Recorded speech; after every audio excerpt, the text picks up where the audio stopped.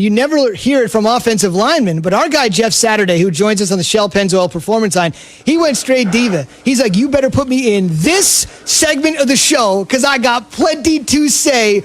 Don't cut me off. And Jeff is with us, the Super Bowl Zubin, champ. can you answer the question, Jeff? Go ahead. Who's more sensitive or more diva-like, wide receivers or quarterbacks? Wide receivers, it ain't even close, man.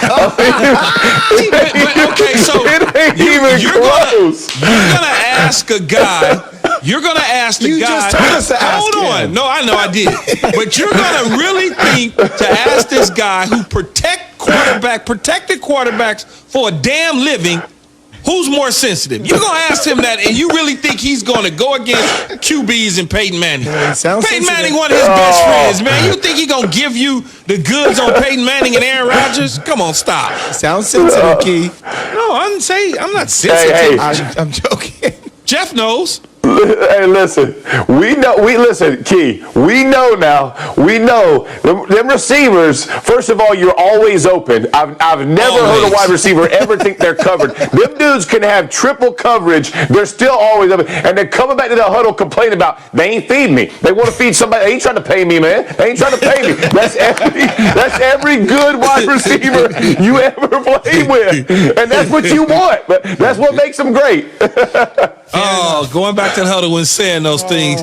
Speaking of going to the huddle, Jeff, what is going on with the Buccaneers offense? We watched them the other day. I feel like I almost said a Sunday night game because it was a 4:25 game and it was dark and it felt like the Sunday night game against Kansas City. What's going on with the offense? Listen, this is an offense that's predicated on protection first, right? Like when you think about the style that Bruce Arians has run and really what Tom Brady ran in New England is everything was based around protection, and you're just not seeing it right now. There's too many free rushers coming through. Brady's not comfortable. You even saw the interception, and I think Tony Romo even made mention of it, right? He and the receiver, I think it was Evans, aren't on the same page. He's not turning around on the hot route or not separating enough or getting wide enough on his route. It's all of those things, but I would liken it back to they haven't practiced it, right? I mean, and everybody, here's the part that really bothers me. Everybody's like, oh, if they had motion, this would fix the problem. I'm not sure what brain trust thinks that's the truth, but you start motioning guys, you have no idea where the blitz is coming from, who's bringing what, who's responsible for what, and they haven't had time to practice those things. So, in my opinion, with what they're doing, they need to figure out, are we a throw hot team or are we a block it up team? And you made mention, right? I played with Peyton for a long time. He was a block it up guy. He wanted to know how every potential rusher was going to get picked up in our blocking scheme. Aaron Rodgers, just the opposite, right? He didn't care if a guy was coming free off the edge. He wanted to be able to manipulate the pocket, move out, and buy time. So there's completely two different styles. But I can tell you this about Tom Brady. He ain't a move it out of the pocket guy. That guy is 4 yards behind the center, and he's a statue. So you better figure out how to block this thing up and help this offense, because you can't make the throws down the field, and he's already not accurate doing it anyway, but you can't make those throws if there's guys in your face and trying to make those plays. It just doesn't fit. This week in the bye week, man, they got to work on that thing. I think that's really where it starts. Jeff, it just feels like every time I watch Tom in the past when he had a legit running game in the play action, it just helped relieve, right? And he wasn't throwing a lot of deep balls too. How much of this do we need to put on Bruce Arians? I mean, I think the burden should be on all of them. I mean, listen, you're in it together, right? I mean, whether it's Bruce Arians and Leftwich and Brady and, Tom Moore, name all of them. Like, the offensive line, like the whole group has to kind of own this. The one thing I would say about last week's game is Kansas City got to such a hot start. It was tough to even get the run game going, right? Because you're playing from such a deficit. But, they had 5 rushers the week before. I think it was the lowest ever in NFL history. Again, that's not going to bode well for this type of offense. And you make a great point. If you're going to have 2 tight end sets, at some point you have to be physical. You got to set the run game up. And they're not doing a good job. And I feel like it's one of those things, Jay, where they try to force what's just not there, right? And I don't care what kind of receiving core you have.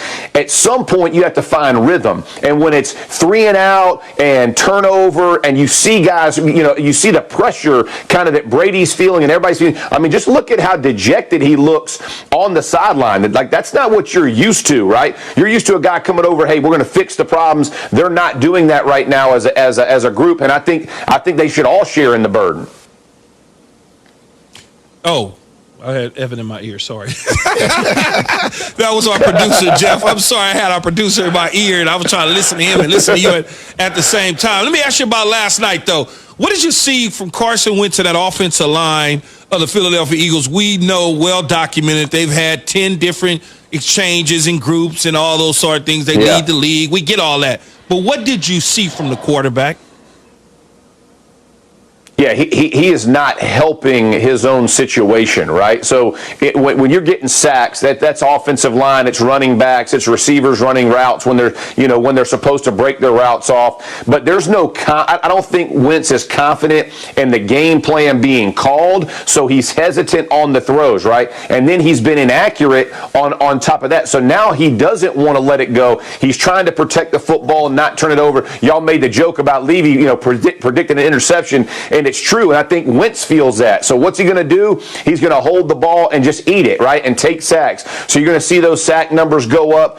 I think the problem, that I see is everybody's like, oh, well, Hurts is going to be the answer. Well, if you don't have receivers separating, you don't have a line that protects them, I'm not sure he's going to give you any more of an advantage than Carson Wentz is. It's one of those things that's disheartening to watch, because I do think Wentz has talent, but I think in his mind he is so locked up, and you know what I'm talking about, man. Both of you guys, like, there's a time when a competitor gets locked up in his brain, like he can't get out of his own way, and I think you see that week after week because he wants to perform well. He just freezes up in the moment right now, and it's just costing his team. And listen, when you're the dude, and I know everybody talks about, well, he's getting too much. Well, they get too much credit when they win too, right? So they got to take all the credit when they lose. It's just one of those things, man. It's just piling on and tough to overcome. Let me ask you this, Jeff. 6-time Pro Bowler, 4-time All-Pro, Super Bowl champion, ESPN analyst. You hear me, right? You're listening clear. Yep. Who's responsible for those lack of weapons, players that are on the field? Is it the general manager and Howie Roseman, or is it the development from the head coaches and position coaches? Because these kids that are coming out of college didn't forget how to play football overnight. I could agree with you more, right? Like, I mean, I think, again, are you going to have a situation where guys don't produce? Sure, but I think they're few and far between where guys just, quote, can't play, right? I mean, you have to develop the guys who you're bringing in your locker room. And the other part that does, Key, and you and I both know this, is that's what builds your locker room, man. It's, guys getting on the field and excelling or having that's the building blocks. Like, to try to bring guys in, that's okay if you're just trying to band-aid an issue or trying to kind of foster a little bit of a better roster, but you got to build it from the draft. And when you're watching this, like, where are the guys? I mean, and they made mention of they haven't drafted a Pro Bowler in 7 years or whatever it is.